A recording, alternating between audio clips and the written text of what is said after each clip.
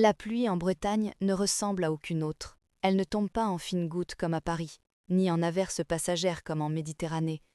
Ici, sur les côtes du Finistère, la pluie vous imprègne jusqu'aux os, tout comme le chagrin que je ressens en ce moment. Je m'appelle Elara, et je vous jure que, ce matin-là, debout dans le cimetière de ce petit village isolé près de Saint-Malo, je pensais que le seul sentiment qui m'habitait était le deuil. Quelle idiote j'ai été! Cette pluie n'était que le signe avant-coureur d'une tempête imminente.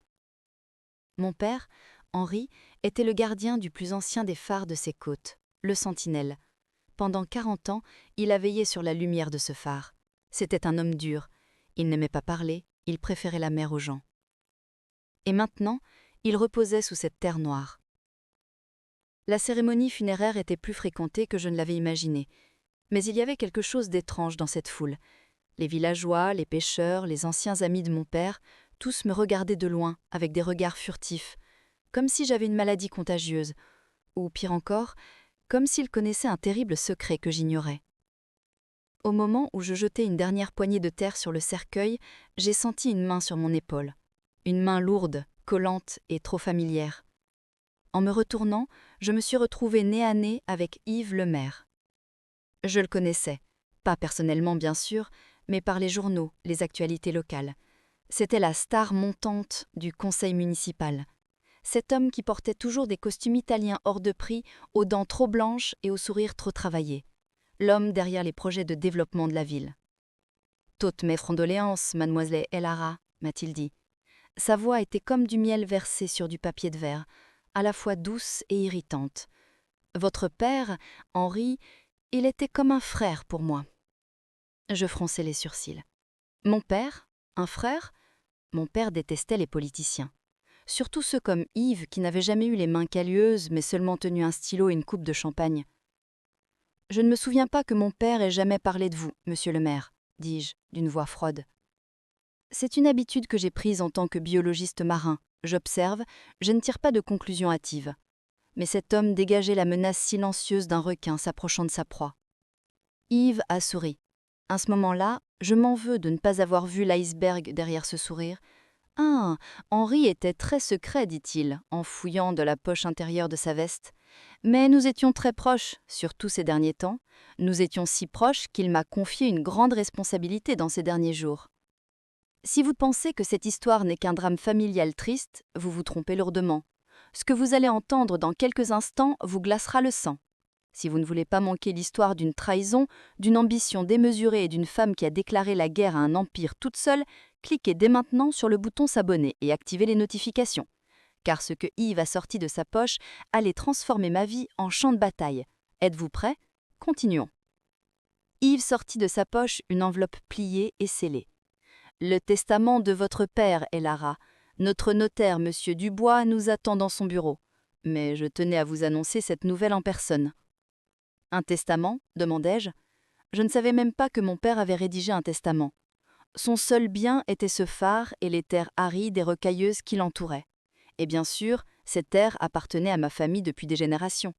En tant que héritière légitime, tout ne devait-il pas me revenir? Yves inclina légèrement la tête, affichant une fausse expression de tristesse sur son visage. La situation est un peu compliquée, ma chérie.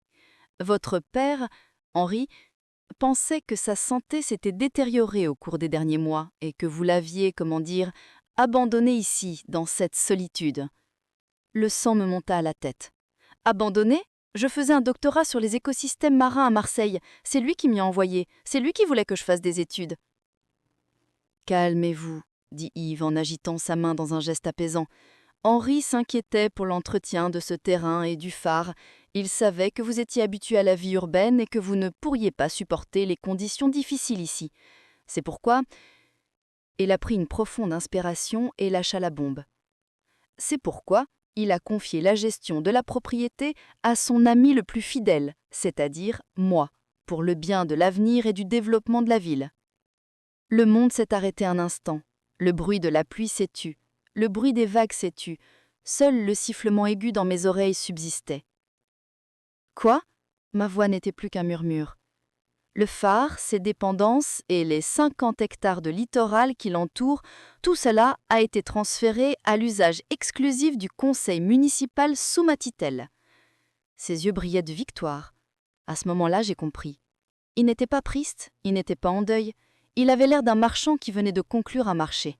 « C'est impossible, dis-je, en m'efforçant de ne pas laisser ma voix trembler. Mon père aimait ce phare plus que tout. Il ne l'aurait jamais cédé à un politicien. » Yves s'est approché de moi d'un pas. L'odeur de son parfum couvrait celle de la terre humide du cimetière. « Les documents sont légaux, El Ara. Les signatures sont authentiques et ils ont été certifiés par un notaire. Il y a même une note écrite de la main de ton père, pour ne pas être un fardeau pour ma fille. » Il me regardait avec pitié. Ce regard a tué la fille blessée qui était en moi. À ce moment-là, j'avais envie de pleurer. J'avais envie de m'effondrer à genoux et de hurler. Croire que mon père m'avait déshérité, qu'il ne m'aimait pas, était la solution la plus facile à ce moment-là. Mais je suis un scientifique. Nous travaillons avec des données, non pas avec des émotions. Et une partie de mon bréin s'est échappée de cette douleur pour se concentrer sur un détail. Les chaussures de Yves. Le cimetière était boueux. Tout le monde, y compris moi, avait les bottes enfoncées dans la boue. Mais les chaussures en cuir brillant de Yves n'avaient la moindre trace de boue. C'était comme s'il ne marchait pas sur le sol, mais flottait dans les airs. Ou alors, il était venu ici par un chemin spécial, uniquement pour jouer un scénario prévu de longue date. « Venez dans mon bureau », m'a-t-il dit en me vissant sa carte de visite dans la main. « Nous pouvons vous donner un peu d'argent de poche pour votre billet de retour. Après tout, vous êtes la fille d'Henri, nous ne voulons pas que vous restiez ici sans ressources. » Il m'offrait de l'argent de poche. Dans ma propre maison, sur mon propre sol, il me faisait l'aumône. J'ai pris sa carte de visite. Je l'ai regardé dans les yeux. Je n'ai pas pleuré, je n'ai pas crié, j'ai juste serré cette carte de visite dans ma main si fort que les bords m'ont coupé la chair. Je viendrai, monsieur le maire, mais pas pour l'argent de poche, pour voir cette signature. Yves s'est retourné et est parti montant dans sa luxueuse voiture noire, me laissant seule dans le cimetière. J'ai regardé la tombe de mon père. « Tu n'aurais pas pu faire ça, papa, tu ne m'aurais pas abandonné comme ça. » Je devais rentrer, monter au sommet de la haute colline où se situait le phare, même si les serrures avaient été changées, même si Yves s'était emparé de la propriété, je devais y aller, car le phare ne fait pas que guider les bateaux. Parfois, il éclaire aussi les vérités restées dans l'ombre. Je suis montée dans ma voiture. Mes mains tremblaient sur le volant, mais pas de peur, de rage, d'une rage pure et distillée. Yves le maire pensait avoir gagné la partie. Il avait trompé mon père, s'était emparé de mon héritage et pensait pouvoir me renvoyer en ville sans le sou. Mais il avait oublié une chose. J'avais appris à survivre dans les environnements les plus sombres et les plus pressants des profondeurs marines. Et maintenant, il était temps de remonter à la surface. En m'engageant dans l'allée du phare, j'ai vu le panneau accroché à la porte. Propriété privée, entrée interdite. Propriétaire, Le Maire Construction et Développement S.A. Le maire Construction ? Ce n'était pas le conseil municipal ? Voilà la première révélation, le premier mensonge. J'ai coupé le moteur. La tempête commençait, et je me suis mis en route vers la plus grande tempête de ma vie. Le nom Le Maire Construction sur cette pancarte a été le premier coup porté à mon cœur, mais ce ne serait pas le dernier. Quand je suis descendue de la voiture, le vent soufflait si fort que j'avais du mal à rester debout. Le chemin qui menait au sommet de la colline où se trouvait le phare était devenu un océan de boue. Je comprenais mieux maintenant pourquoi les chaussures coûteuses d'Yves étaient propres. Il n'était jamais venu ici, du moins pas aujourd'hui. Il avait probablement envoyé ses hommes pour s'occuper de ses sales affaires. Lorsque j'arrivai à la porte en fer, je découvris le spectacle auquel je m'attendais. La vieille serrure rouillée et grinçante que mon père utilisait depuis des années avait disparu. À sa place, une serrure moderne et électronique brillante avait été installée. C'était la preuve que la propriété n'avait pas seulement changé sur le papier, mais que l'occupation physique avait commencé. La plupart des gens auraient fait demi-tour à ce stade, ou auraient pris leur téléphone pour appeler un avocat. Mais j'étais la fille de mon père, et Yves le maire ignorait une chose. Ce phare avait été construit au XIXe siècle. À l'époque, il n'y avait pas de serrure électronique, mais il y avait des contrebandiers et des passages secrets. Je me suis dirigée vers le côté est du phare, vers cette pente dangereuse qui surplomba le précipice. C'était là que je jouais à cache-cache quand j'étais enfant. Caché entre les rochers, recouvert d'algues et de buissons épais, il y avait un ancien couvercle de trappe. Une trappe qui menait au sous-sol du phare, à l'ancien réservoir de carburant. J'ai écarté les buissons. Mes mains ont été gratinées par les épines, mais je m'en fichais. Le loquet de la trappe était là, rouillé mais solide. J'ai tiré de toutes mes forces. La trappe a résisté. Elle ne voulait pas s'ouvrir. « Allez, papa !» ai-je murmuré. « Fais-moi entrer !» Le couvercle s'est ouvert dans un grincement métallique. L'obscurité et l'odeur d'humidité m'ont frappé au visage. J'ai allumé la lampe de mon téléphone et je me suis glissée dans cette étroite tinelle. Quand je suis entrée, le temps semblait s'être arrêté. Le sous-sol était rempli des filets de pêche de mon père, de vieilles bouées et de pièces de moteur en attente de réparation. Quand j'ai monté les escaliers et que je suis entrée dans la pièce principale, la cuisine, mon cœur s'est serré. Une tasse de café à moitié vide était posée sur la table de la cuisine. Le café à l'intérieur était moisi. Son châle était posé sur sa chaise. On aurait dit qu'il allait entrer dans la pièce et dire « Bonjour Elara, la tempête arrive ». Mais le silence qui régnait dans la maison était celui de la mort. Les hommes d'Yves étaient entrés ici, c'était évident. Certains tiroirs étaient ouverts, certains dossiers sur les étagères étaient éparpillés sur le sol. Ils avaient cherché quelque chose. Pas des objets de valeur, mon père n'avait pas d'argent. Ils avaient cherché des papiers. Ils avaient cherché des preuves. « Que cherchais-tu, Yves » j'ai demandé aux pièces vides. « Tu as déjà pris le testament. Que veux-tu de plus » Pour trouver la réponse, je me suis dirigée vers le bureau de mon père, au rez-de-chaussée de la tour du phare. C'était son sanctuaire. Les murs étaient recouverts de cartes, de mesures de niveau de mer et de rapports écologiques sur la région. Sur le bureau se trouvait le journal de bord officiel, le grand livre, ce grand cahier relié en cuir que la réglementation maritime oblige à tenir. J'ai tourné les pages, les derniers mois.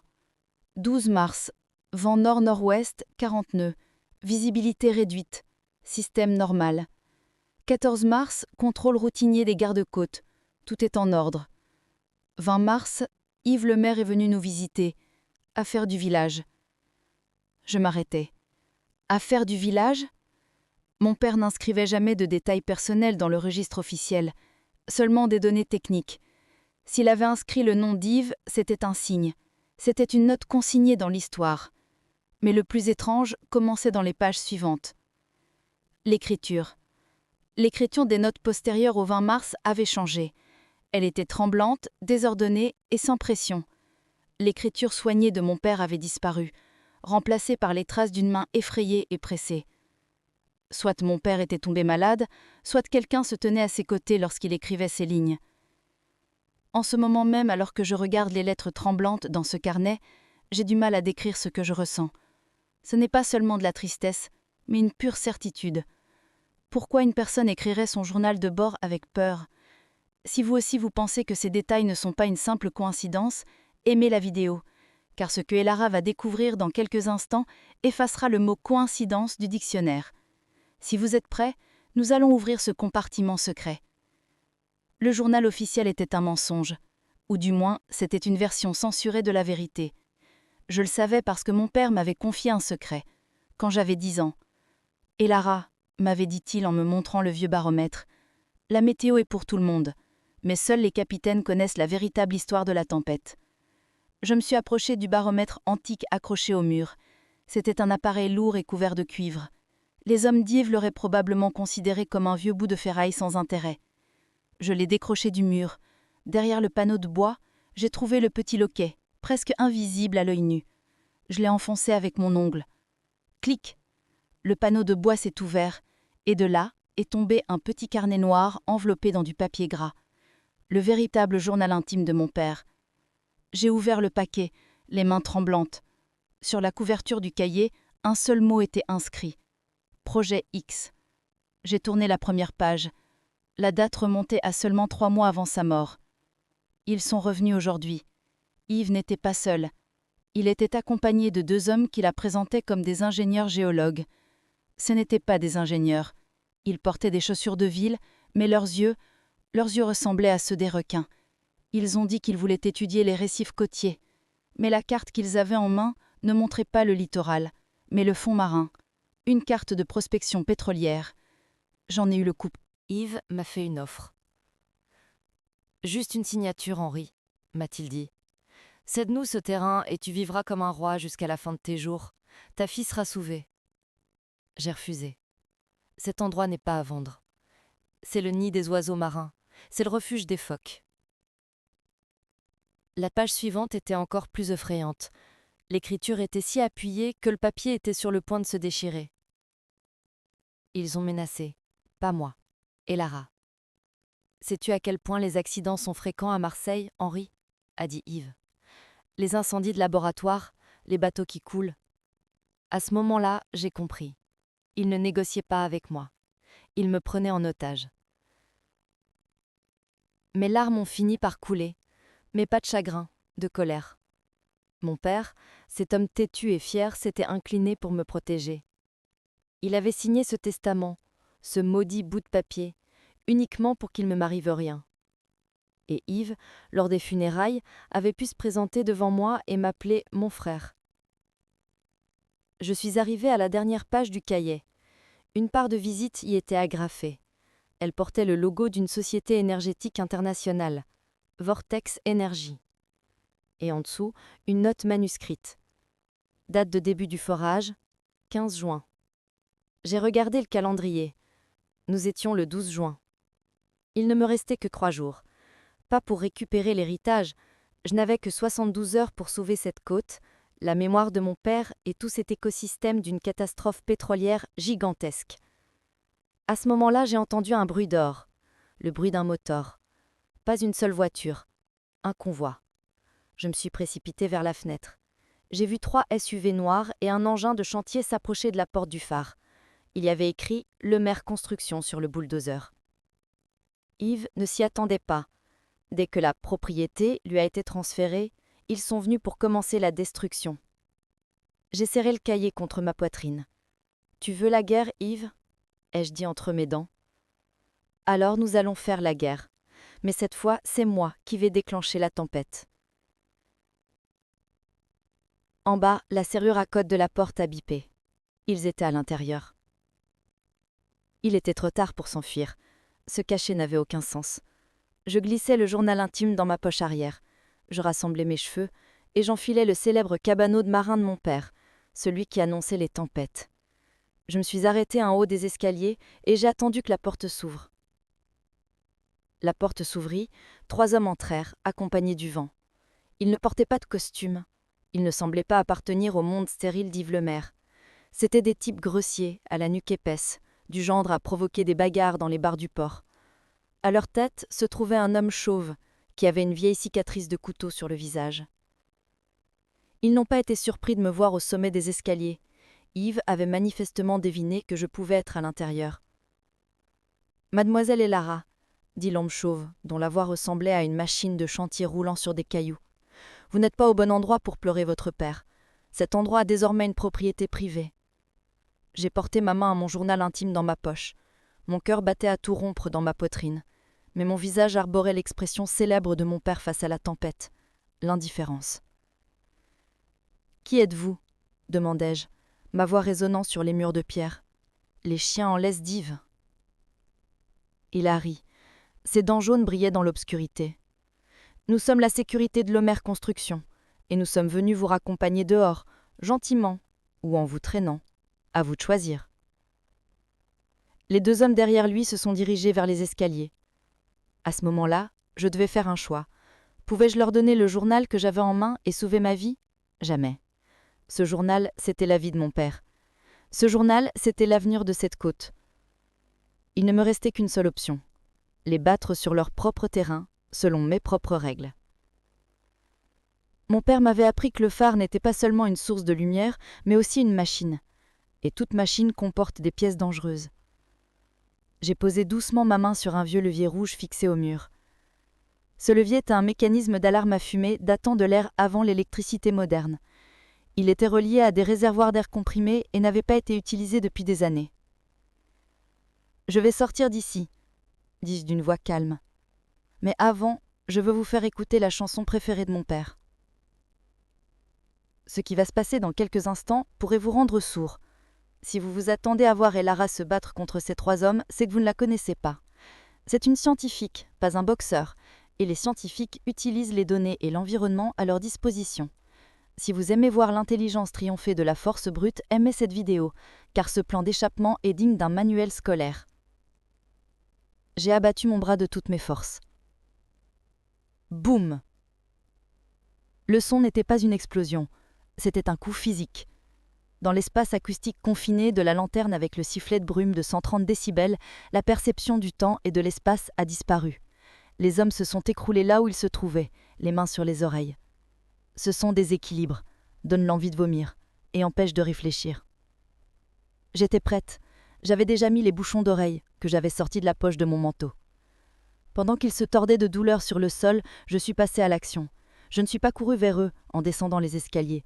Non, il pouvait y en avoir d'autres à la porte. Je me suis précipitée vers le haut, vers la salle de projecteur. Une fois en haut, j'ai verrouillé la porte vitrée et je suis sortie dans la galerie extérieure. À 30 mètres de hauteur, le vent était si fort qu'il pourrait emporter quelqu'un. J'ai regardé en bas. Les SUV étaient là. L'homme chauve et les autres essayaient probablement de monter les escaliers, encore tout étourdis. « Que veux-tu faire maintenant, Elara ?» me suis dit. « Vas-tu t'envoler ?» Non. J'allais glisser.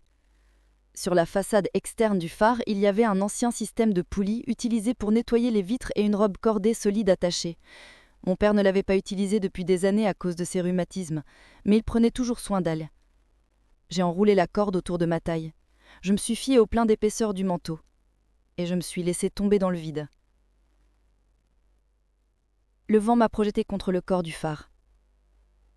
J'ai senti une vive douleur à l'épaule, mais je n'ai pas arrêté. En appuyant mes pieds contre le mur, je me suis laissée glisser rapidement vers le bas, non pas comme un commando, mais comme une femme qui descend en courant pour sauver sa vie. Quand j'ai touché le sol, mes mains brûlaient, mais j'étais en vie. Et surtout, j'étais derrière le phare, hors de vue des voitures et des hommes. Je me suis enfoncée dans les buissons. Aller à ma voiture aurait été suicidaire. Ils connaissaient mon numéro d'immatriculation, ils auraient pu bloquer les routes. Je me suis mise à courir, dans la boue, sous la pluie et parmi les épines, en empruntant les anciens sentiers de pêcheurs plutôt que la route principale menant au village. Je savais où aller. Le seul endroit qu'Yves ne pouvait pas acheter avec son argent.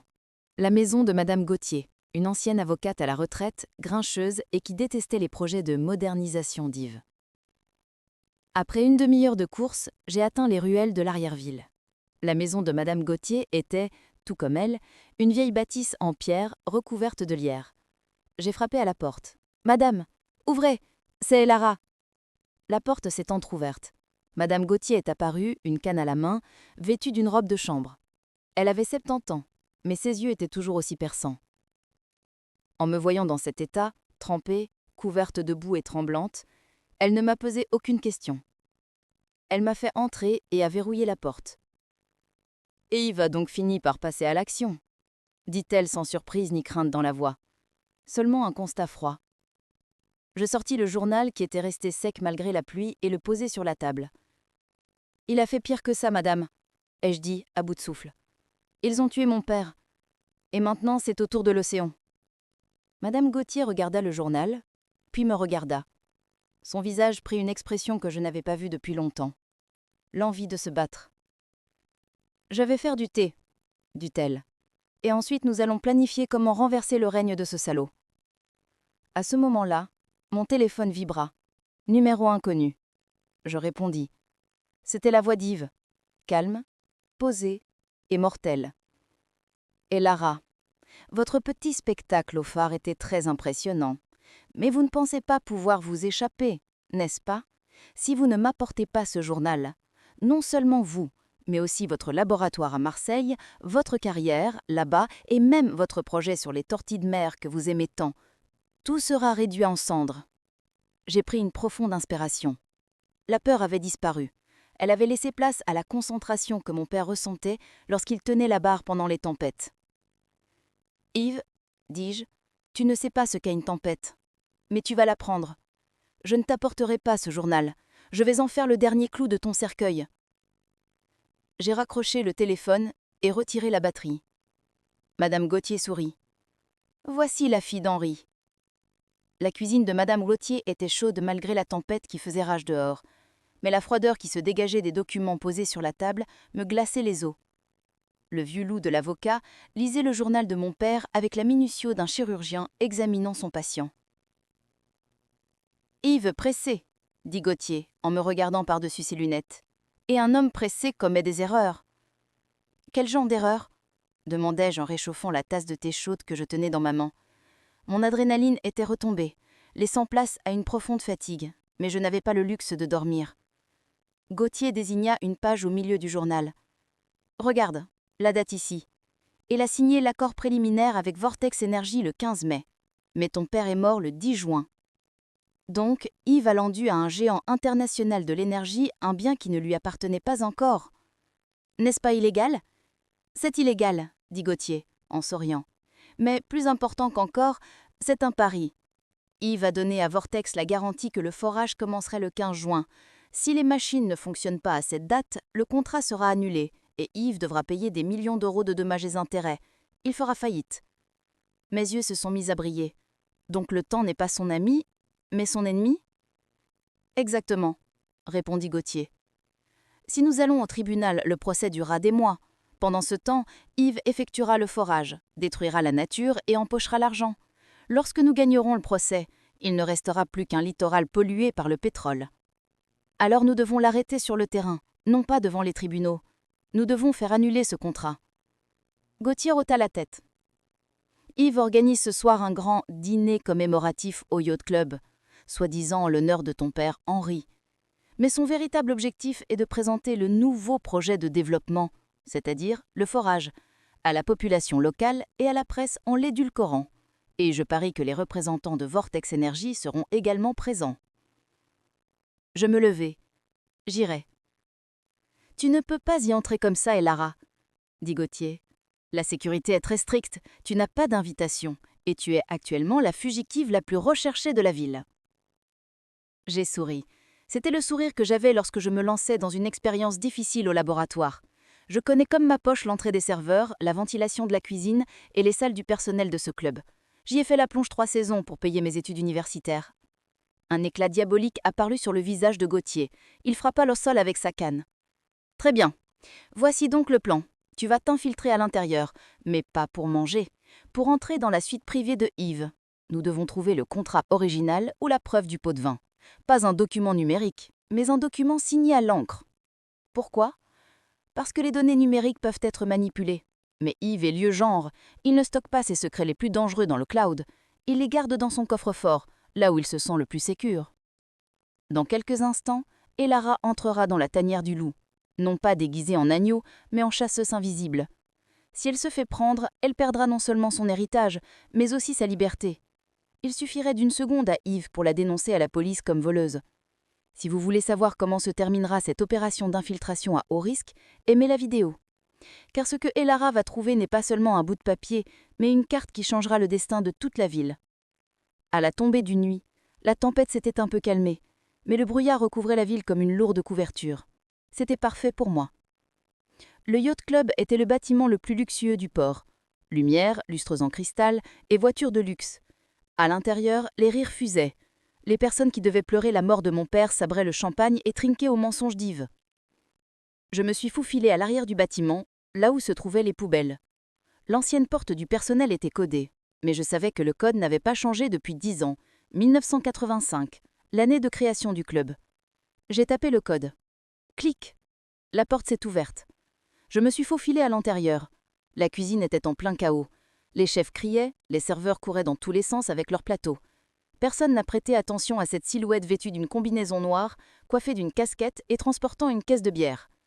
Je traversai le corridor réservé au personnel et atteignis l'ascenseur de service qui menait aux étages supérieurs.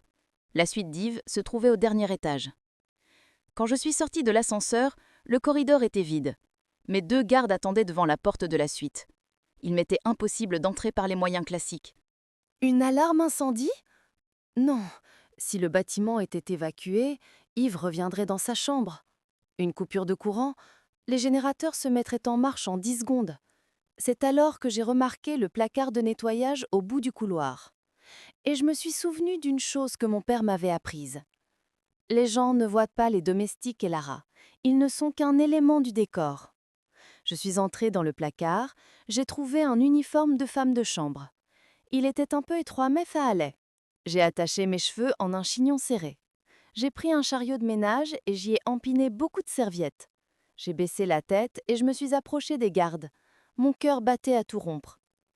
Service d'étage, et je murmurais en modifiant ma voix. Monsieur Yves souhaite que le tapis taché de champagne soit nettoyé. Les gardes se sont regardés. L'un d'eux a touché son oreillette.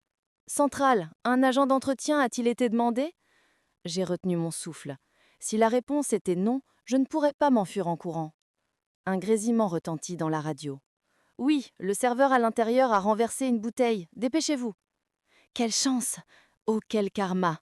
Un serveur maladroit à l'intérieur venait de me sauver la vie. Le garde a ouvert la porte. Faites vite, et ne dérangez surtout pas monsieur. Quand je suis entrée, la scène m'a donné la nausée. Yves, un verre de whisky à la main, expliquait quelque chose avec passion à 3 hommes d'affaires japonais. Dans un coin de la pièce, une immense carte était déployée. La région où se trouvait le phare était marquée en rouge. Sans lever la tête, je me dirigeais vers la tache sur le sol. Mais mes yeux ne cherchaient pas la tache, ils scrutaient le bureau de Yves. Le sac en cuir noir posé sur le bureau. La clé n'était pas dessus, mais je pouvais voir la petite chaîne en argent qui pendait de la poche de la veste de Yves. La clé du coffre-fort. Je me suis agenouillée et j'ai commencé à nettoyer le tapis. Yves et ses invités ne m'accordaient pas plus d'importance qu'un insecte. Ils ont continué à discuter.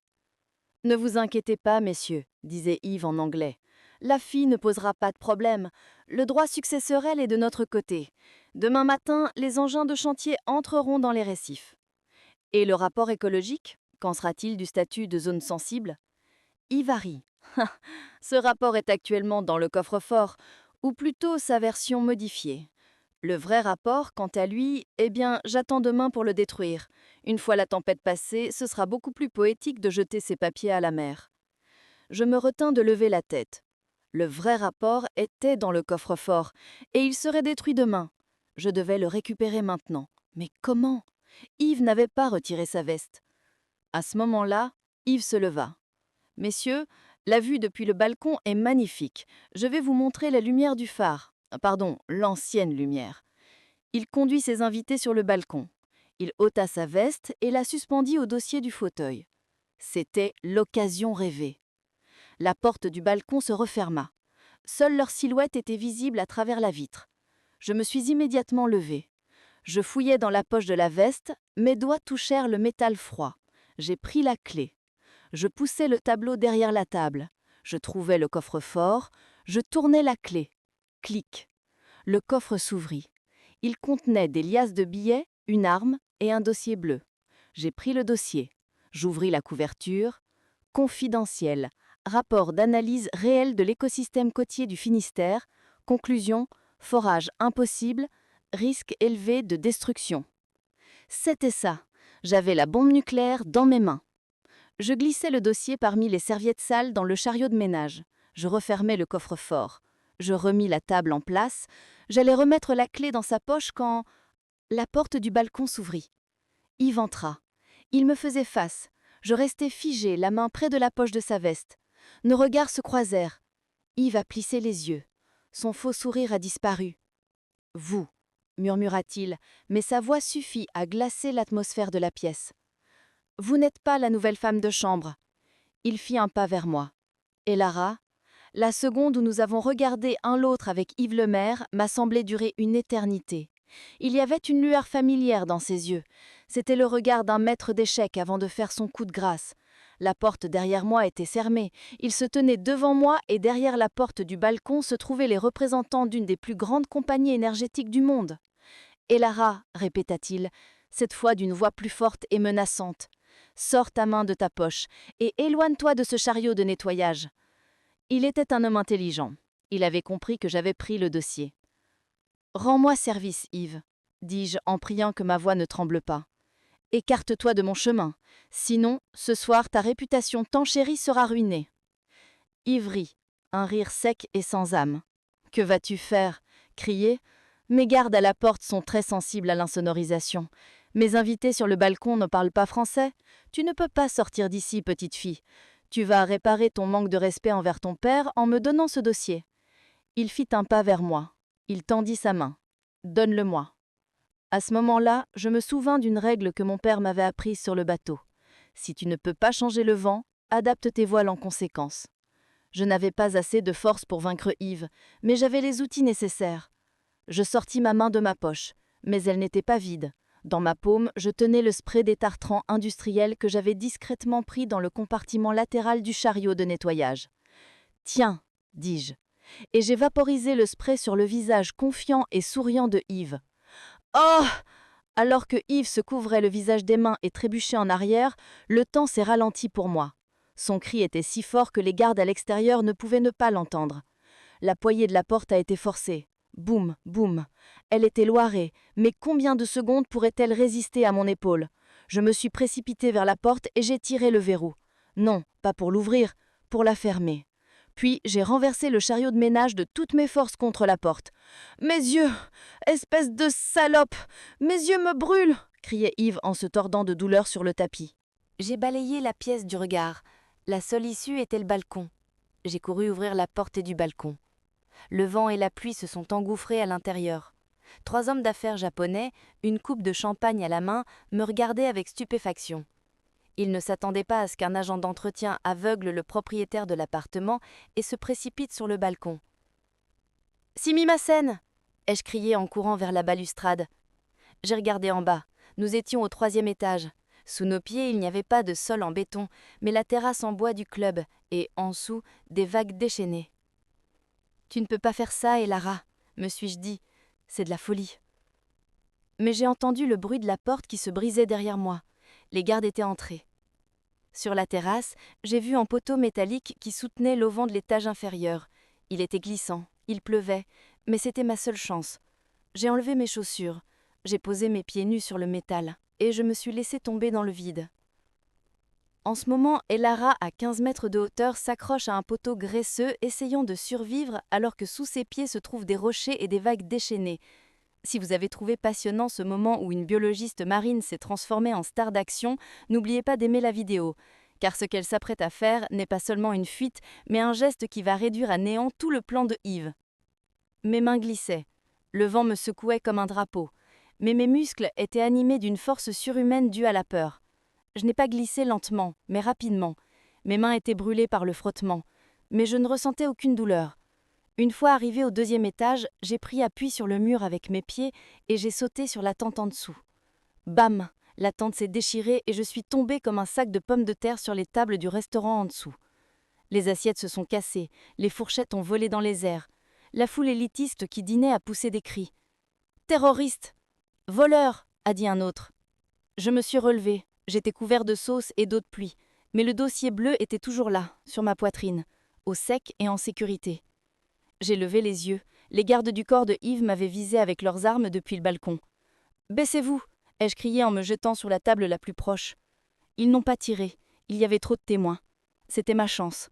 Profitant du chaos créé par la foule, je me suis précipitée non pas vers la cuisine, mais directement vers le quai. Yves allait prévenir la police, les routes seraient bloquées, je ne pourrais pas m'enfuir avec ma voiture. Mais c'était un yacht club, et mon ticket de sortie flottait sur l'eau. À l'extrémité du quai, il y avait un Zodiac que le club utilisait en cas d'urgence, avec un moteur toujours attaché. En courant, je regardais derrière moi. Les gardes étaient sortis du bâtiment et couraient vers moi. Je sautais dans le bateau. Je ne m'embêtais pas à défaire la corde. Je sortis mon couteau et coupais le cordage. Je tirais sur la corde du moteur. Vroom. Il ne démarrait pas. « Allez mon bébé, pas maintenant !» ai-je supplié. Les gardes avaient atteint le quai. Un d'eux a sorti son arme. « Arrête, ou je tire !» J'ai tiré à nouveau sur la corde, de toutes mes forces. Vroom! Le moteur a rugi. J'ai appuyé à fond sur l'accélérateur. Le bateau a bondi et m'a propulsé dans les bras de la mer sombre et agitée. J'ai entendu 2 coups de feu derrière moi. L'une des balles a frappé l'eau et l'autre a effleuré le capot du moteur. Mais j'étais déjà hors de portée. Dans l'obscurité de la nuit, la pluie fouettant mon visage, je me mis à rire. Je riais comme un fou. Yves le maire regardait la fille à qui il avait proposé de l'argent de poche s'enfuir sur les vagues, emportant avec elle son arrêt de mort. Mais où allais-je aller ? Je ne pouvais pas rentrer chez moi. Je ne pouvais pas aller chez Madame Gauthier. C'était le premier endroit où ils iraient vérifier. Au milieu de la mer, j'étais seule avec un dossier dans les mains et un homme en colère à mes trousses. À ce moment-là, la radio du bateau grésilla. Ce n'était pas une annonce générale. C'était un appel destiné directement à ce bateau. « Eh Lara, vous m'entendez ? Ici le capitaine Renard. » Je me suis figée. Le capitaine Renard, l'ancien ami de mon père, celui qu'il avait rejeté il y a des années pour prétendument faire de la contrebande et à qui il n'avait plus jamais adressé la parole. « Si tu veux rester en vie, mets le cap vers le nord, » dit la voix rauque dans la radio. « Yves a appelé les gardes-côtes. Il t'a dénoncé comme terroriste armé. Tu pêches en mer, ma fille. Viens aux grottes. » J'ai regardé la radio. Était-ce un piège ou une aide inattendue venue du passé de mon père ? J'aperçus les lumières bleues et rouges du bateau des gardes-côtes à l'horizon. Ils approchaient rapidement. Je n'avais pas le choix. J'ai mis le cap vers le nord, vers le détroit du Diable, où se trouvent ces grottes inquiétantes. Le détroit du Diable est le cauchemar de tous les pêcheurs des côtes bretonnes. C'est là que la mer ne flirte pas avec les rochers, mais les combat. Des rochers granitiques pointus, tranchants comme des rasoirs, jaillissent de l'eau comme des lances et déchiquetent tout bateau qui ose y s'aventurer. Et moi, dans l'obscurité de la nuit, sous la pluie, dans mon petit bateau en plastique, je me dirigeais vers ce piège d'Etataer. Les lumières bleues derrière moi s'arrêtèrent. Le bateau des gardes-côtes avait ralenti. Leur capitaine n'était pas idiot. Il n'allait pas diriger le bateau de l'État vers ces rochers pour un fugitif. Ils ont lancé un dernier avertissement par radio. « Attention, la zone est dangereuse. Faites demi-tour, sinon aucune opération de secours ne sera effectuée. » J'ai souri. « Je n'étends pas être secouré, » murmurait-il sans couper les gaz. Mon père m'avait dessiné la carte de cet endroit non pas sur papier, mais dans mon esprit. « Quand tu verras le 3e rocher, tourne à droite, Lara. Attends là où les vagues moussent, et passe quand l'eau monte. » Sa voix me guidait travers du rugissement du vent. Je me suis glissée dans une fraque d'aubre. C'était l'entrée de la grotte. L'intérieur était plongé dans l'obscurité totale, mais grâce à l'écho du bruit du moteur, je pouvais deviner la hauteur du plafond. J'ai ralenti le bateau.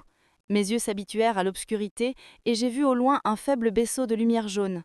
Ce n'était pas une lampe de torche, c'était le phare d'un bateau. Dans un bassin naturel à l'intérieur de la grotte se trouvait un vieux chalutier, usé par les années, dont la peinture s'écaillait mais dont la coque était toujours aussi solide que de l'acier. L'ombre. Sur le 2, il attendait, une lampe tempête à la main. Le capitaine Renard. J'ai accosté le bateau. Sans dire un mot, il me lança une corde. Quand je suis montée à bord, il ne m'a pas serré dans les bras. Il m'a simplement regardé de haut en bas.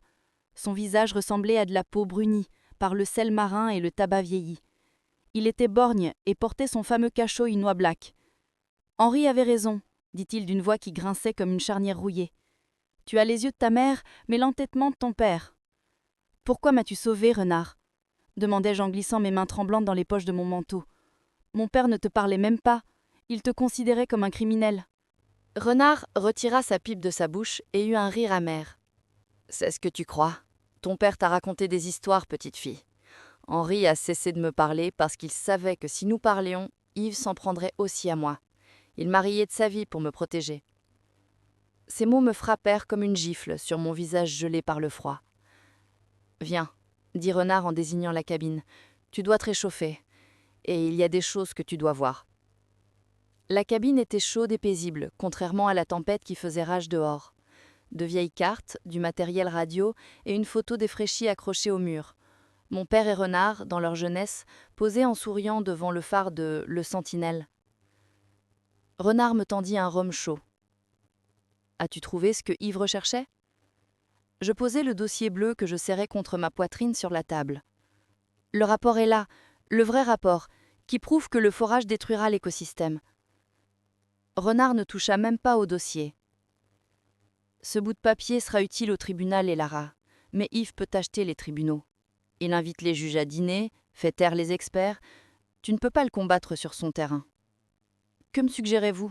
Dois-je abandonner ?» Renard sortit une boîte métallique de sous la table. Lorsqu'il l'ouvrit, elle contenait des appareils électroniques anciens mais très complexes, des câbles et une sorte d'émetteur. « Yves fera sa grande annonce demain, pendant la fête de la mer, » dit Renard. « Des écrans géants ont été installés sur la place du village. Des caméras sont arrivées. Toute la France le regardera. » Son œil, le seul qui lui restait, brillait d'un feu vengeur. Henri et moi avions installé il y a des années un réseau d'écoute sous cette plage, pour suivre les routes migratoires des baleines. Mais ce réseau a une autre particularité. Il peut pirater tout le système audio de la ville, y compris les écrans géants du festival. Ce qui se trouve actuellement sur la table n'est pas simplement un circuit électronique, cela pourrait signifier la fin de Yves. Mais il y a un problème. Pour faire fonctionner ce système, quelqu'un doit entrer au cœur même du festival, c'est-à-dire dans la tanière du lion, et connecter l'émetteur au système principal. Si vous pensez que Elara acceptera cette mission suicide et que vous souhaitez partager son courage, écrivez La tempête arrive dans les commentaires, car le plan est bien plus dangereux que vous ne le pensez. Le système audio ? Murmurai-je. Les pièces du puzzle commençaient à s'assembler dans ma tête. Il ne suffit pas de montrer le rapport, dit Renard. Les gens doivent entendre la voix de Yves, ses aveux. À ce moment-là, je me suis souvenu de cet instant dans le bureau de Yves.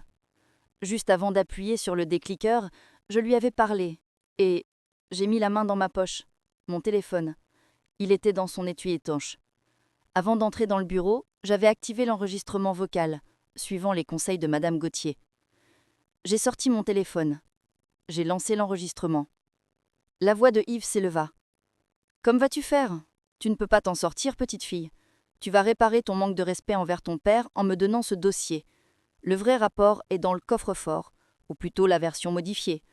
Le vrai rapport, eh bien, j'attends demain pour le détruire. » Renard frappa du poing sur la table. « Voilà, c'est le clou qui sera enfoncé dans son cercueil. » « Mais comment allons-nous diffuser cela ? Demandai-je. La place sera remplie de policiers. Ils m'arrêteront dès qu'ils me verront. Renard me montra une vieille combinaison de plongée accrochée au mur. Ce n'était pas un équipement moderne et léger, mais un équipement lourd, à l'ancienne. Tu connais les anciens canaux d'évacuation des eaux pluviales qui passent sous la place du village ? J'ai hoché la tête. On jouait là quand on était enfant, mais la plupart sont bouchés. Ils ne sont pas bouchés, dit Renard en souriant. Seules leurs entrées sont cachées. Ces canaux mènent directement sous la scène du festival. Si tu peux t'y fonciller et placer cet émetteur sous la table de mixage principale, j'enverrai le signal d'ici, depuis l'ombre. Et Yves, avec son sourire éclatant, saluera la foule et lira son propre arrêt de mort de sa propre voix. Le plan était fou, il était dangereux. Et une seule erreur signifierait la fin de tout. Mais le journal de mon père, ce dossier bleu et cet enregistrement, tout s'était réuni dans un seul instant. « Je suis partante, dis-je. » Renard se leva et me tendit une vieille carte. « Nous partons à l'aube. Mais repose-toi d'abord. Demain, ce n'est pas seulement un festival, Elara. Demain, c'est un jour de guerre. » Allongé sur le lit superposé de la cabine, j'entendais le bruit de la tempête dehors, comme une berceuse. Je fermais les yeux. Je pensais à mon père, à sa solitude, à son sacrifice silencieux. Demain, je prendrai ma revanche sur toute cette souffrance silencieuse. Mais il y avait une chose que j'ignorais. Yves n'était pas inactif, et lui aussi avait encore un dernier cours impitoyable à jouer dans cette partie d'échecs. À l'aube, le ciel gris de Bretagne s'était abattu sur la mer comme du plomb. Mais ce matin-là, l'air n'était pas seulement froid, il était aussi chargé d'électricité. C'était le jour de la fête de la mer, et c'était aussi le jour où Yves le maire devait remporter la victoire. Le capitaine Renard me réveilla avec une forte odeur de café. Son visage reflétait la tension d'un homme tenant la barre dans la tempête. « Elara, » dit-il en me tendant la tablette qu'il tenait dans sa main, « tu dois regarder ça. Yves a commencé la journée tôt. » Je pris la tablette. La chaîne d'information locale diffusait en direct. La place était en effervescence. La scène était installée, et les slogans « Le maire, nous construisons l'avenir » défilaient sur les écrans géants. La caméra se tourna vers Yves. Il était impeccable comme d'habitude, mais ce qui me glaça le sang n'était pas Yves, mais la personne à ses côtés. Madame Gauthier. Elle était en fauteuil roulant. Elle était recouverte d'un élégant châle, mais son visage était blanc comme de la craie. Ses yeux ne reflétaient pas la peur, mais la colère et le désespoir pur. Derrière elle se tenait un de ces gardes du corps de Yves, la main posée sur l'épaule de la femme, dans un geste qui semblait amical, mais qui la maintenait en place. « Aujourd'hui, disait-il en souriant au micro, une des personnalités les plus respectées de notre ville, notre chère Madame Gauthier, est ici pour nous apporter son soutien. Elle a gracieusement accepté d'être la conseillère juridique de notre projet. » La tasse de café que je tenais dans ma main tomba par terre. « Il l'a enlevée, dis-je d'une voix tremblante. Il l'a emmené chez lui et il retient en otage là, sur toutes les chaînes. Renard éteignit son appareil. C'est un message, Elara. Un message pour toi. Il dit « Ne fais pas de folie, sinon ton vieil ami en pâtira. » Mes yeux se remplirent de larmes, mais je n'ai pas pleuré. J'avais déjà dépassé le stade des pleurs depuis longtemps. « Cela ne changera pas le plan, Renard, » dis-je en m'indiciant ma combinaison. Au contraire, cela accélérera les choses. Je dois atteindre cette scène non seulement pour l'héritage de mon père, mais aussi pour sauver Madame Gauthier des grimpes de ses hyènes.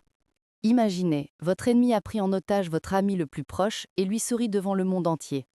La plupart des gens abandonneraient à ce stade en disant que personne d'autre ne soit blessé. Mais Elara n'abandonne pas. Que feriez-vous à sa place? Vous rendriez-vous et donneriez-vous les preuves que vous avez ou doubleriez-vous la mise et passeriez-vous à l'attaque? Si votre réponse est l'attaque, aimez la vidéo, car nous allons maintenant descendre sous terre au cœur des ténèbres. Une demi-heure plus tard, à bord d'un petit canot descendu de l'ombre, nous arrivons au fond des grottes côtières à l'entrée du canal oublié. Renard m'a donné un ancien casque de mineur modifié équipé d'une radio et d'un émetteur, ainsi qu'une combinaison imperméable. « Écoute » m'a-t-il dit en me serrant fermement la main. « Ces canaux datent du 19e siècle, les cartes sont anciennes, certains endroits peuvent s'être effondrés, mais le plus important c'est la marée, le niveau de l'eau va monter dans 2 heures. Si tu n'atteins pas le fond de la Seine d'ici là, il n'avait pas besoin de finir sa phrase, je me noyerais, comme des rats, dans le noir et seul. J'y arriverai, dis-je, et je poussai la grille rouillée et couverte d'algues du canal sur le côté et m'avançai dans l'obscurité. L'odeur à l'intérieur était horrible, une odeur de vase pourri, d'égout et de mort. J'ai allumé ma lampe, le tunnel qui s'étendait devant moi était étroit, bas et humide. Il était si étroit que je ne pouvais avancer qu'en rampant. À 4 pattes, j'ai commencé à ramper dans la boue. À chaque centimètre, je sentais le poids des tonnes de terre et de la ville qui pesaient sur moi. Slops, slops. Le bruit de la boue se mêlait à mes propres battements de cœur. Au bout d'une vingtaine de minutes, j'ai rencontré le premier obstacle. Un morceau de roche s'était détaché du plafond du tunnel et bloquait partiellement le passage. Seule une personne très mince pouvait passer en retenant son souffle.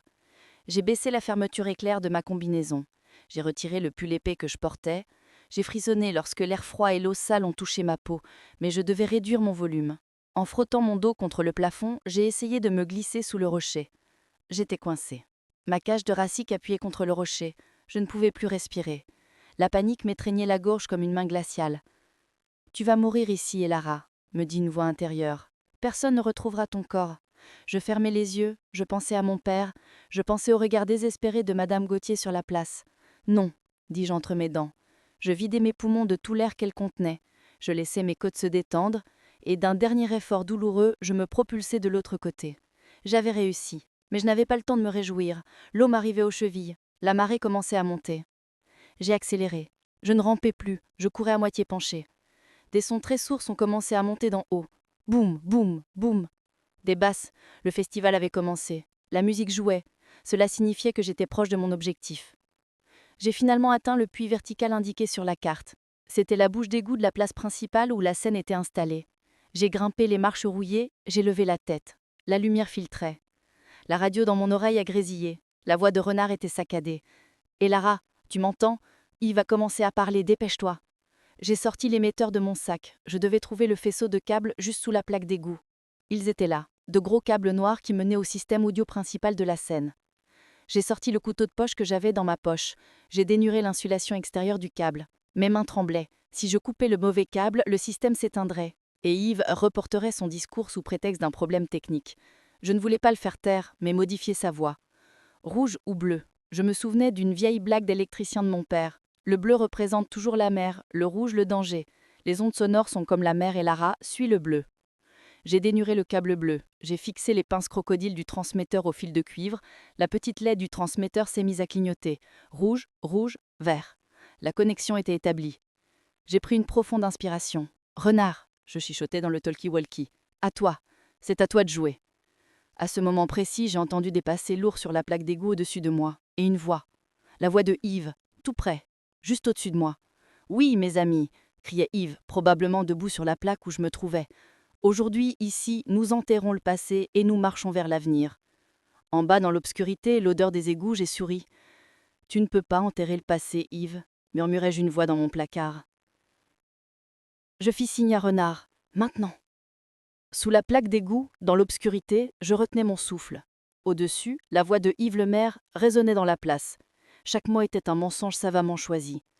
Ce projet, disait Yves d'une voix tremblante d'émotion, ce n'est pas seulement une question d'énergie. Ce projet, c'est l'avenir de nos enfants, pour préserver l'héritage de la Bretagne, en harmonie avec la nature. Ma radio grésilla, la voix de Renard. 3, 2, 1, à toi la scène, fille de Henry. Et à ce moment-là, le grésillement provenant des énormes haut-parleurs de la place coupa la voix de Yves comme un couteau. Il y eut un bref silence, et Yves frappa son micro. Un problème technique, je suppose, dit-il en souriant. Mais ensuite le son est revenu, la voix de Yves, mais pas la voix douce et politique qu'il avait à la tribune, la voix cruelle, impitoyable et arrogante qu'il avait dans son bureau. Le vrai rapport est dans le coffre-fort, ou plutôt la version modifiée. Le vrai rapport, quant à lui, eh bien, j'attends demain pour le détruire, quand la tempête se sera calmée. Ce sera beaucoup plus poétique de jeter ces papiers à la mer. Les milliers de personnes présentes sur la place restèrent figées. On pouvait même entendre les cris des mouettes. Le sourire sur le visage de Yves se frissura lentement, comme du verre qui se brise. « Éteignez ça !» cria Yves au technicien du son. « Que quelqu'un éteigne ce fichier truc !» Mais Renard avait verrouillé le système. L'enregistrement continuait. « Tu vas réparer ton manque de respect envers ton père en me donnant ce dossier. Tu ne peux pas t'échapper d'ici, petite fille. » Le murmure de la foule commença à monter comme une vague déferlante. La stupéfaction faisait place à la haine. Les pêcheurs, les villageois, même les partisans de Yves se regardaient les uns les autres. À ce moment précis, le représentant de Vortex Energy, assis dans la loge VIP juste devant la scène, se levèrent. L'homme d'affaires japonais lança un regard méprisant à Yves et fit signe à ses assistants. « On s'en va !» Voyant les investisseurs partir, Yves courut vers le bord de la scène, en panique. « Attendez, c'est un montage, c'est une calomnie de mes concurrents !»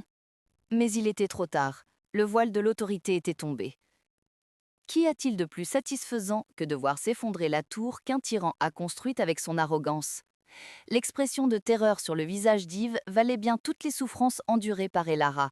Si vous avez aimé ce moment où justice a été rendue, aimez la vidéo. Mais ne partez pas, car Elara n'a pas encore dit son dernier mot. Elle est en train de sortir de sous terre. En bas, dans les égouts, l'eau m'arrivait à la taille. Ma mission était terminée, mais je ne pourrais pas rester ici. J'ai poussé la plaque d'égout au-dessus de ma tête. Le lourd métal s'est ouvert en grinçant, couvert par le bruit du chaos créé par Yves. Mes mains sont sorties les premières, mes mains boueuses, ensanglantées, couvertes de blessures. Puis ma tête, avec mon vieux casque de mineur et mes cheveux mouillés collés à mon visage. Je suis sortie de cette trappe juste au pied de la scène, tel un esprit vengeur surgissant des profondeurs. Les gens autour de moi reculèrent, personne ne me toucha. Ils regardèrent les eaux sales qui coulaient sur moi, ma combinaison déchirée, et l'expression sauvage dans mes yeux. Je ne ressemblais pas à une dame, je ressemblais à la colère de cette terre et de cette mer. Je me suis lentement relevée, mes jambes tremblaient, mais mes pas étaient fermes. Je me suis dirigée vers la scène, les gardes étaient stupéfaits. Leur patron se tordait de douleur sur scène, ils en ont oublié de m'intercepter. Ou peut-être avaient-ils peur de mon état. Je montais les marches. Yves m'aperçut. Ses yeux semblaient sortir de leurs orbites. « Vous, dit-il d'une voix étouffée, je vous croyais morte. » J'ai mis ma main dans ma poche. Non, ce n'était pas une arme. J'ai sorti le dossier bleu. Il n'était pas mouillé. J'ai arraché le micro de main d'Yves. Personne ne m'a interrompu. « Mon père n'est pas mort, Yves, » ai-je dit, ma voix résonnant dans toute la place. Il m'a simplement passé le relais. J'ai brandi le dossier. Voici le rapport que Yves Lemaire voulait détruire. C'est l'arrêt de mort de ces côtes, de cette mer. Et cet homme, j'ai pointé mon doigt vers Yves, vous a vendu, vous, votre maison, votre avenir. La foule était désormais en train de crier. Des hontes et des voleurs fusaient dans les airs. Certains ont commencé à lancer des bouteilles en plastique sur la scène. À ce moment-là, Madame Gauthier, dans son fauteuil roulant, profita de l'intention de son garde du corps stupéfait. Elle sortit sa canne dans son étui et frappa de toutes ses forces la jambe d'Yves. Yves s'effondra de douleur. Des sirènes retentirent à l'autre bout de la place, la police. Mais cette fois, il n'était pas venu m'arrêter, car le capitaine Renard avait envoyé tout le matin au procureur non seulement l'enregistrement, mais aussi les documents de corruption trouvés dans le coffre-fort du bureau d'Yves. Les policiers arrivèrent sur les lieux.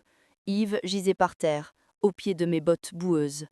Il me regarda. « Tu vas payer pour ça, Elara, siffla-t-il. Je vais te détruire. » Je l'ai regardé de haut, j'essuyai la boue sur mon visage. « La partie est terminée, Yves. » ai-je dit, comme tu l'as dit toi-même, la tempête est passée.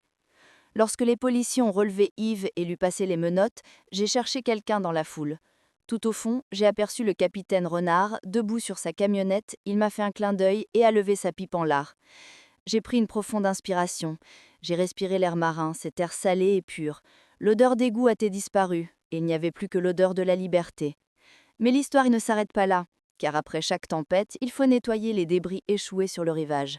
Yves était parti, mais les dégâts qu'il avait causés, et les avocats de Vortex Energy étaient toujours là. L'arrestation d'Yves Lemaire a fait la une des journaux sous le titre « Le scandale de Bretagne ». Mais la vie réelle ne se déroule pas comme dans les films où le méchant est mis en prison, fin. Yves était derrière les barreaux, mais les dégâts qu'il avait causés enveloppaient toujours mon phare comme une énorme pieuvre. Exactement 48 heures après l'arrestation, dans le bureau de Madame Gauthier, je me retrouvais face à l'armée juridique de Vortex Energy, surnommée l'équipe requin, envoyée depuis Paris. À l'autre bout de la table, l'avocat principal, M. Valmont, vêtu d'un costume à 3 000 €, me regardait comme un insecte. « Mademoiselle Elara », dit-il en fermant le dossier devant lui. « Vous avez vécu un moment émotionnel, je le reconnais. Yves Lemaire était un imposteur. Cependant, notre société dispose d'un contrat de droit d'utilisation préalable valide. Yves a signé ce contrat au nom du conseil municipal. Et nous, là, nous avons dépensé des millions d'euros pour installer des équipements sur le terrain. Nous voulons récupérer cet argent. Sinon, il sourit, ce sourire croix et professionnel. Soit vous cédez le terrain et nous retirons notre demande d'indemnisation. De plus, nous vous verserons une somme généreuse en guise de compensation. Le silence était pesant autour de la table. Madame Gauthier nettoyait sa pipe dans un coin tandis que Madame Gauthier feuilletait des livres juridiques. Quant à moi, je regardais simplement par la fenêtre vers le port. Je comprenais maintenant beaucoup mieux pourquoi mon père détestait les politiciens et les entreprises. Pour eux, la nature n'existait pas, seuls comptaient les chiffres du bilan. « Monsieur Valmont, dis-je en tournant mon regard vers lui, vous avez fait des études de droit, n'est-ce pas ? Bien sûr, à la Sorbonne. Alors vous connaissez le concept d'acquisition malveillante. » Valmont fronça les sourcils. Je plongeai ma main dans ma poche. Non, cette fois-ci ce n'était pas le dossier bleu. C'était un document plié et jauni, trouvé à la dernière page du journal de mon père. Mon père, Henri, il n'était pas seulement gardien de phare, il était également inspecteur environnemental honoraire de la région. Et 3 semaines avant sa mort, quand Yves a commencé à me menacer, il a envoyé ce document au ministère de l'Environnement. Mais comme par hasard, le document a disparu. Heureusement, mon père aimait en garder une copie. Valmont prit le document. À mesure que ses yeux parcouraient les vignes, l'expression arrogante sur son visage s'effaça. Le document certifiait que le phare de Le Sentinelle et les 50 hectares qui l'entouraient constituaient le seul site de reproduction d'une espèce rare d'oiseaux marins, et la dernière ligne stipulait « Cette zone est classée en réserve biologique intégralement protégée. Toute construction à des fins commerciales, industrielles ou touristiques est assimilée à une atteinte à la sécurité de l'État. Donc, je dis, en me calant dans mon siège, « Votre contrat n'a aucune valeur, monsieur Valmont. » Car Yves n'a pas tenté de vous vendre quelque chose qu'il n'avait pas le droit de vendre, mais quelque chose qui est sous la protection de l'État.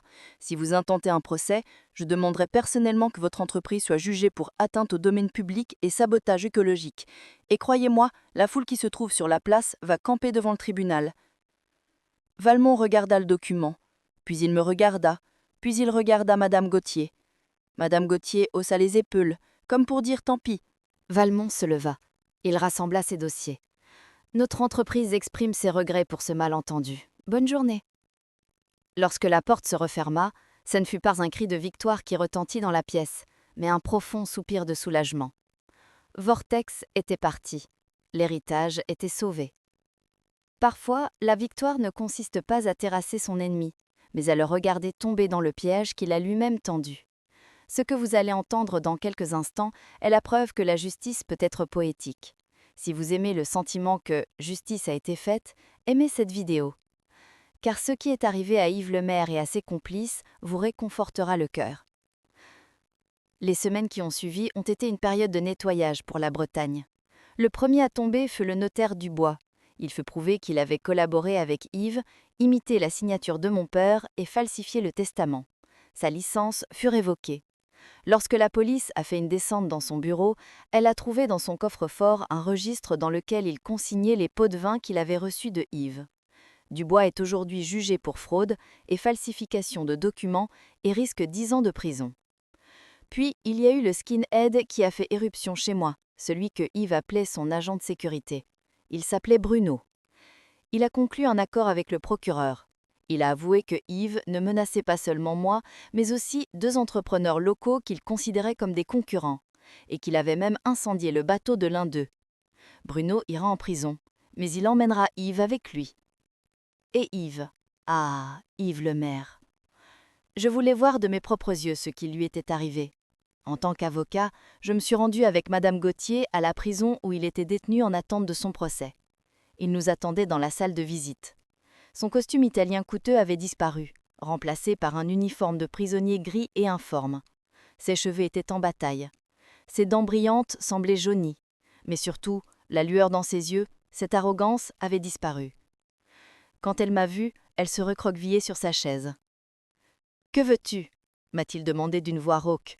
« Tu es venu pour te moquer ?» ?»« Non, Yves, » répondis-je calmement. « Je voulais juste t'apporter une nouvelle. » Il a relevé la tête. « Ta femme, Sophie, elle a demandé le divorce ce matin, et elle a réussi à obtenir le gel de tes biens. Donc, quand tu sortiras d'ici, dans au moins 15 ans, tu n'auras plus de maison retournée, ni un sou dépensé. » Le visage d'Yves devint livide. Sa femme était son plus grand soutien financier et son bouclier. De plus, ai-je poursuivi, le conseil municipal a changé le nom du parc qui porte ton nom. Il s'appellera désormais le lieu de Henri. Yves frappa du poing sur la table. J'ai construit cette ville. Je leur ai donné une vision. Tu leur as vendu des mensonges, Yves, dis-je, en me levant. Et maintenant tu en payes le prix. Tout seul. Je me suis tournée pour partir. Il ne m'a pas crié dessus. Il ne m'a pas insulté. Il s'est simplement mis à pleurer silencieusement. Ce bruit n'était pas celui d'une tempête, mais celui d'un édifice qui s'effondrait. Lorsque je suis sortie de la prison, le ciel s'était dégagé. Le ciel gris de Bretagne avait laissé place à un soleil radieux. Madame Gauthier m'a pris la main. « Ton père est fier de toi, Elara. Pas seulement parce que tu as préservé son héritage, mais aussi parce que tu as découvert ton propre pouvoir. » Nous montâmes dans la voiture, direction le Sentinelle, ma maison. Mais l'histoire n'était pas encore tout à fait terminée. Dans le journal de mon père, sur la dernière page, il y avait encore un message codé qu'il m'avait laissé. Un message que je n'avais pas remarqué pendant la guerre contre Yves, mais qui devait être déchiffré en temps de paix. « Elara, la lumière du phare ne protège pas seulement les navires. Là où la lumière tombe, au cœur des roches, se cache le dernier souvenir de ta mère. Quand la tempête se sera calmée, va le chercher. » La tempête s'était calmée. Les côtes de Bretagne offraient une mer d'huile, comme elles ne l'avaient pas été depuis des semaines. Il était presque minuit. J'étais au sommet du Le Sentinelle.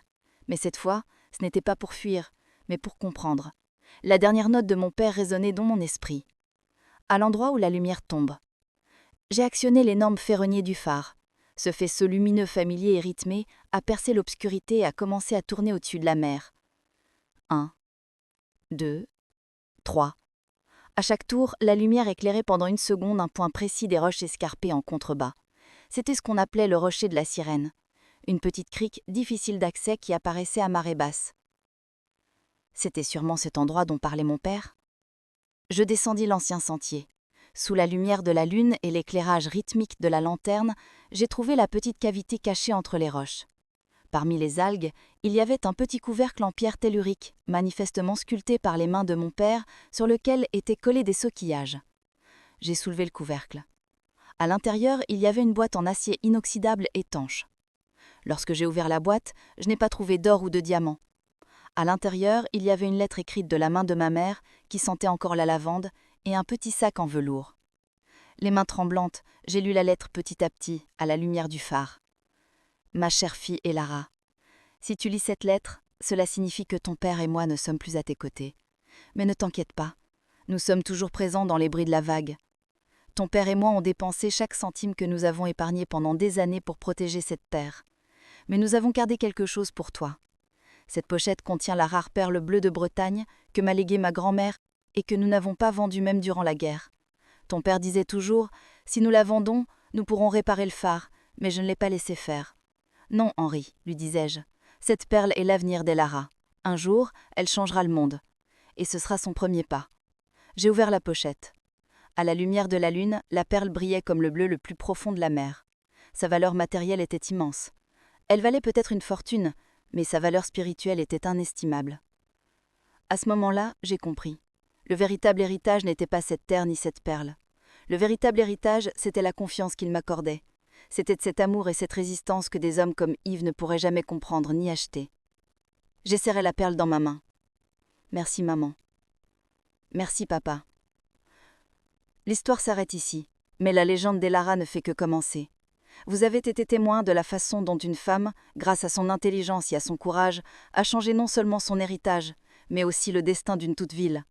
Si ce voyage vous a donné la force de ne jamais abandonner, aimez-le encore et partagez cette histoire avec vos proches.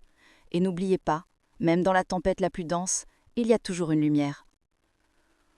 Aujourd'hui, le Sentinelle n'est plus seulement un phare. Une nouvelle enseigne est accrochée à sa porte. Centre de recherche sur les écosystèmes marins, Elara et Henri. Ai-je vendu la perle de ma mère? Non, je l'ai utilisée comme garantie pour obtenir un prêt bancaire. Nous avons transformé l'ancien dépôt de carburant dans le laboratoire marin le plus moderne d'Europe. Le capitaine Renard est devenu le capitaine de notre navire de recherche. Et les riffs où Yves voulait chercher du pétrole ont été déclarées zone spéciale protégée. Les phoques sont revenus, les oiseaux sont revenus. Parfois, le soir, je monte au sommet du phare et je regarde l'horizon. En bas, j'entends les voix des enfants qui jouent dans le parc Henry's Place. La mer est calme. L'héritage est sauvé. Et moi, Elara, je ne suis plus seulement une biologue ou la fille du gardien. Je suis la gardienne de cette côte, de la tempête et du silence. Après tout, comme disait mon père, la mer prend tout, Elara, mais elle ne rend que ce qui lui revient. Je l'ai mérité.